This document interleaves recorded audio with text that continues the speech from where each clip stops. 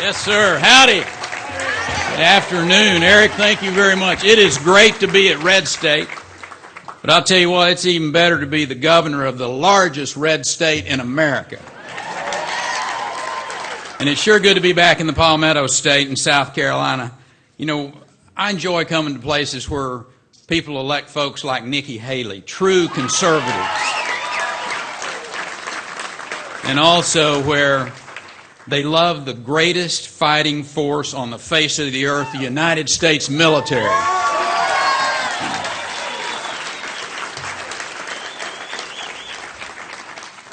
And I want to take a moment. I want to take a moment and ask you to just take a silence. Think about those young Navy SEALs, the other special operators who gave it all in the service of their country. Just take a moment to say, thank you, Lord, that we have those kind of selfless, sacrificial men and women. Their sacrifice was immeasurable, and their dedication profound. And we will never, ever forget them.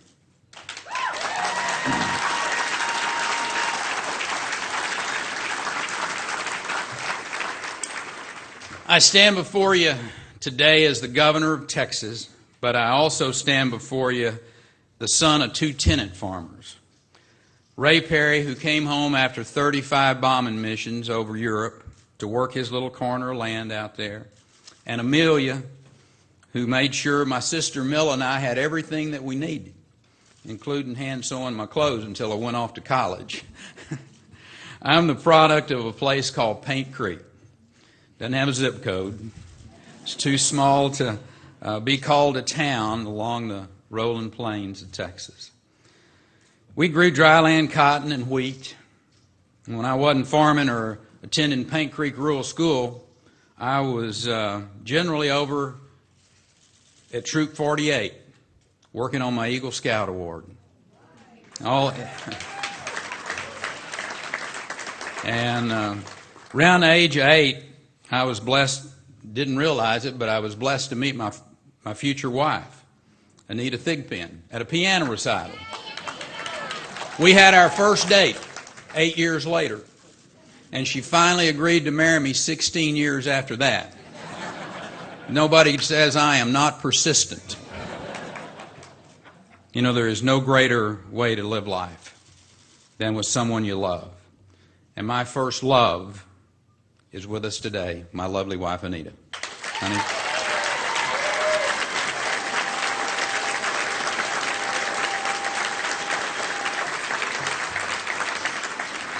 We're also blessed to have two incredible children, Griffin and Sydney, and they're also here with us today, and our wonderful daughter-in-law, Meredith. I'd just like to introduce those to you. Right there.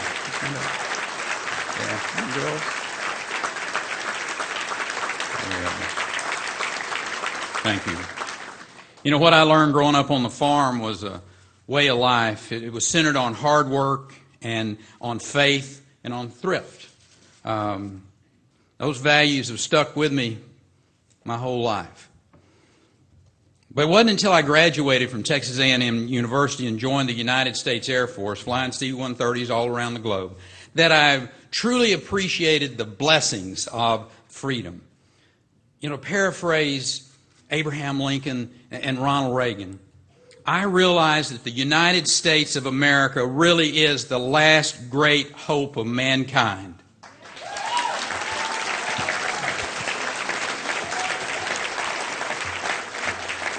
What I saw was systems of government that elevated rulers at the expense of the people, socialist systems that cloaked maybe in good intentions but were delivering misery and stagnation. And I learned that not everyone values life like we do in America, or the rights that are endowed to every human being by a loving God. You see, as Americans, we're not defined by class, and we will never be told our place.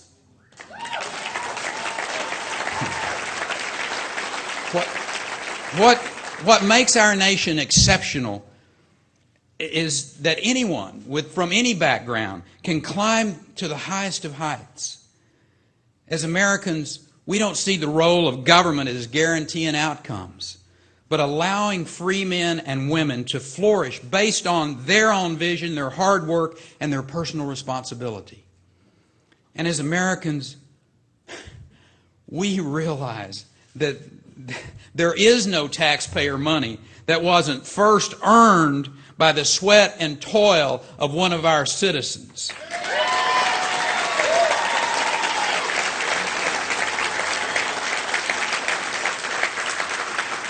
That's why we reject this president's unbridled fixation on taking more money out of wallets and pocketbooks of American families and employers and giving it to a central government.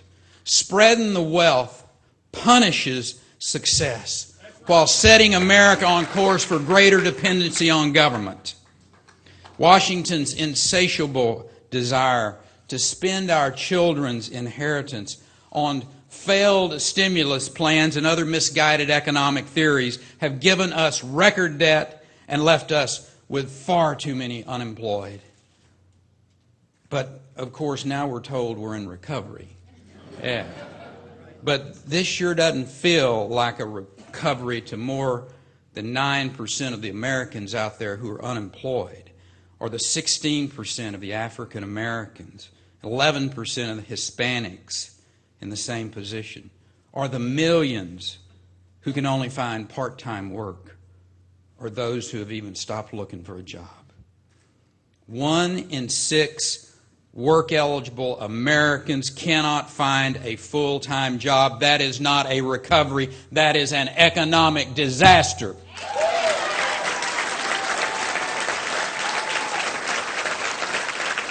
And you think about it, for those Americans who do have full-time jobs, they aren't experiencing economic recovery with the rising fuel costs and the food prices that are going up. Recovery is a meaningless word if the bank has foreclosed on your home, if you are underwater on your mortgage, or if you are up to the max on your credit card debt. Those Americans know that this president and his big spending, big government policies have prolonged our national misery, not alleviated it.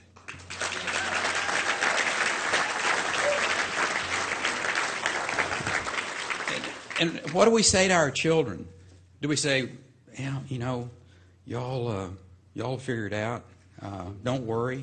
Washington's, they've created 17 debt and entitlement commissions in 30 years.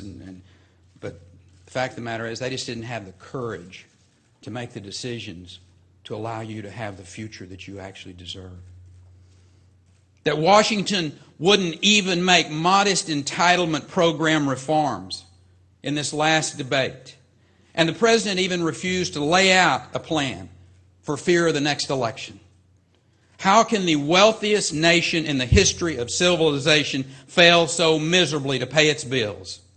How does that happen? Well, Mr. President, let us tell you something. You cannot win the future by selling America off to foreign creditors.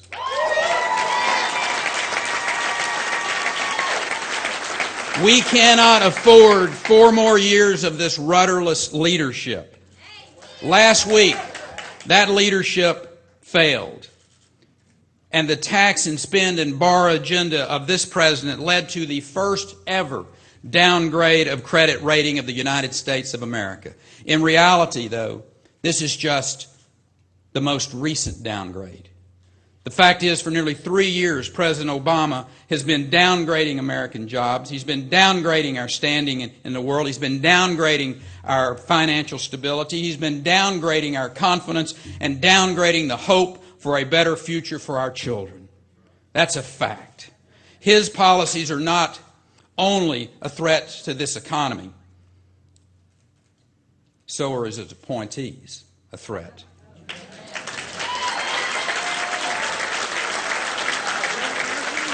Yeah, brother. See, he stacked the National Labor Relations Board with anti-business cronies who want to dictate to a private company, Boeing, where they can build a plant.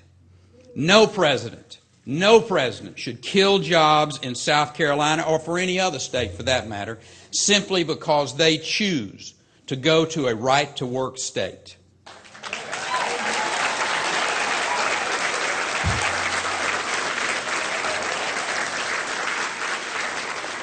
You see, when the Obama administration is not stifling economic growth with overregulation, they're achieving the same through their reckless spending.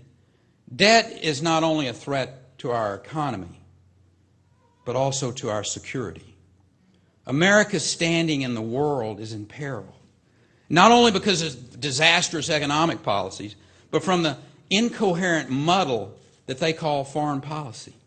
You know, our president has insulted our friends, and he's encouraged our enemies, thumbing his nose at traditional allies like Israel.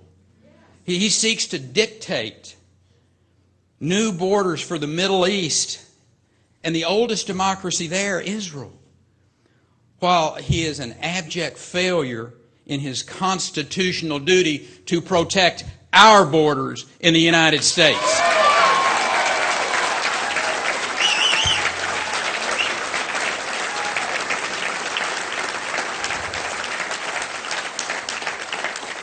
You know, his foreign policy seems to be based on alienating our traditional allies while basing our domestic agenda on importing those failed Western European social values. You know, we don't need a president who apologizes for America. We need a president who protects and projects those values.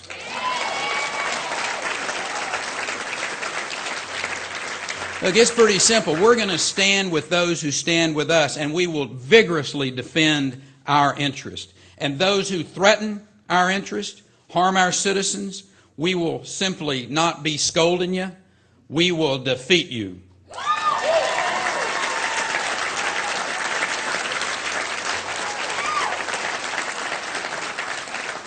Our nation cannot and it must not endure 4 more years of aimless foreign policy. We cannot and must not endure 4 more years of rising unemployment, rising taxes, rising debt, rising energy dependence on nations that intend us harm. It's time to get America working again. To get our citizens working in good jobs and getting the government to working for the people again. You know, page 1 of any economic plan to get America working is to give a pink slip to the current residents in the White House.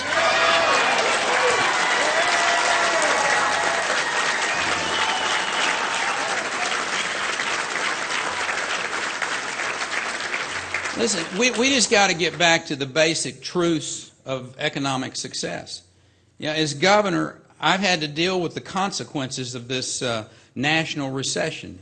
In 2003, and again this year, my state faced billions of dollars in budget shortfalls. But we worked hard. We made tough decisions. We balanced our budget, not by raising taxes, but by setting priorities and cutting government spending. It can and it must be done in Washington, D.C.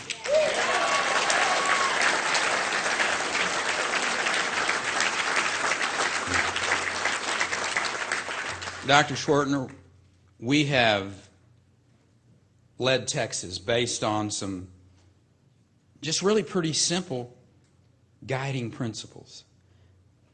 One is don't spend all of the money.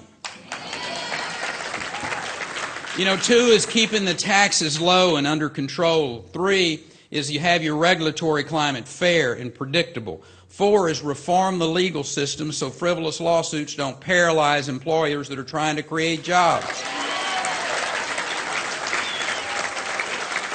And now over the years, we've followed this recipe to produce the strongest economy in the nation. Since June of 2009, Texas is responsible for more than 40% of all of the new jobs created in America. Now think about that. We're home to less than 10% of the population in America, but 40% of all the new jobs were created in that state. I've cut taxes. I have delivered historic property tax reductions. I was the first governor since World War II to cut general revenue spending in our state budget. We passed lawsuit reform, including just this last session, loser pays law to stop the frivolous lawsuits that are happening.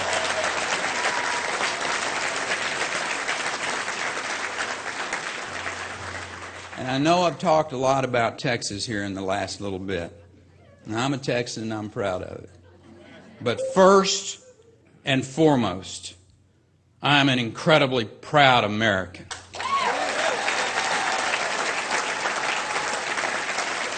And I know something. America is not broken. Washington, D.C. is broken.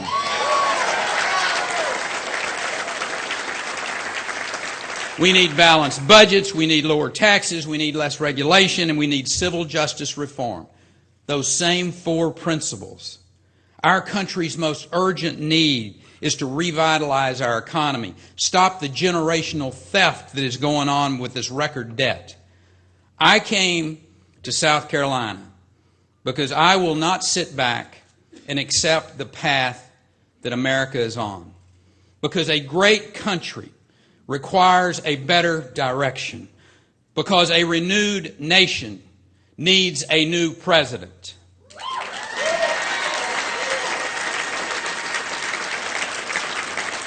It is time to get America working again, and that's why, with the support of my family and unwavering belief in the goodness of America, I declare to you today as a candidate for President of the United States.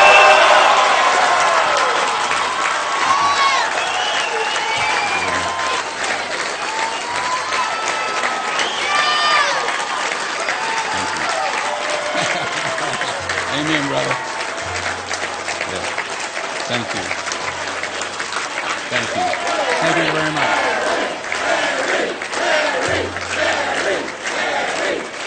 Love you, brother. Thank you. You know, it's time for America to believe again. It's time to believe that the promise of our future is far greater than even our best days behind us. It's time to believe again in the potential of private enterprise, set free from the shackles of overbearing federal government. And it's time to truly restore our standing in the world, renew our faith in freedom as the best hope for peace in this world that's beset with strife. The change we seek will never emanate out of Washington, D.C. It'll come from the windswept prairies of Middle America, the farms and the factories across this great land, from the hearts and the minds of the good-hearted Americans who will accept not a future that is less than our past. Patriots. Patriots who will not be consigned to a fate of less freedom in exchange for more government.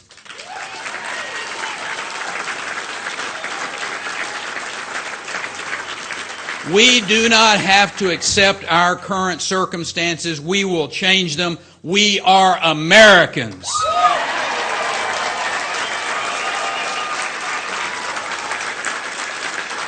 That's what we do. We roll up our sleeves. We go to work. We fix things.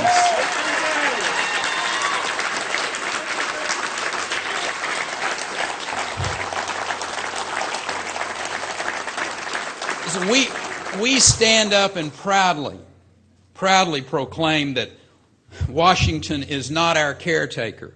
And we reject the state that, in Margaret Thatcher's words, she said, a state that takes too much from us in order to do too much for us.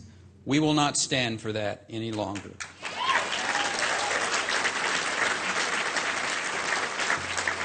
We're dismayed. We're dismayed at the injustice that nearly half of all Americans don't even pay any income tax. And and the liberals out there are saying that we need to pay more. We are indignant about leaders who do not listen and spend money faster than they can print it. In America, the people are not subjects of the government. The government is subject to the people.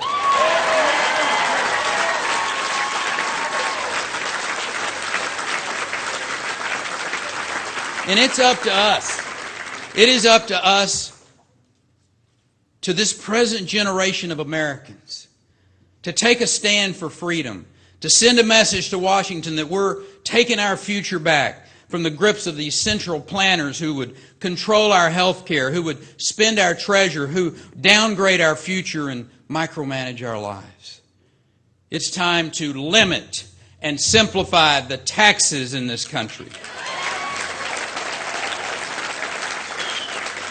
We have to quit spending money we don't have. We need to get our fiscal house in order and restore our good credit. And we will repeal this president's misguided, one-size-fits-all government health care plan immediately.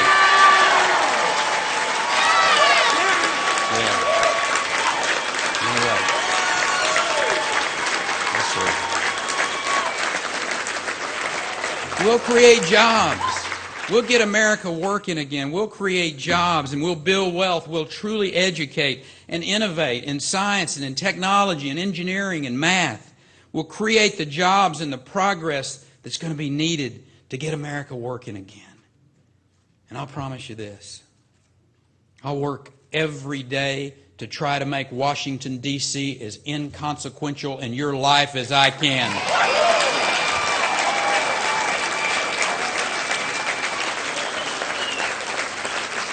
And at the same time, we'll be freeing our families and small business and states from the burdensome and costly federal government so that those groups can create and innovate and succeed.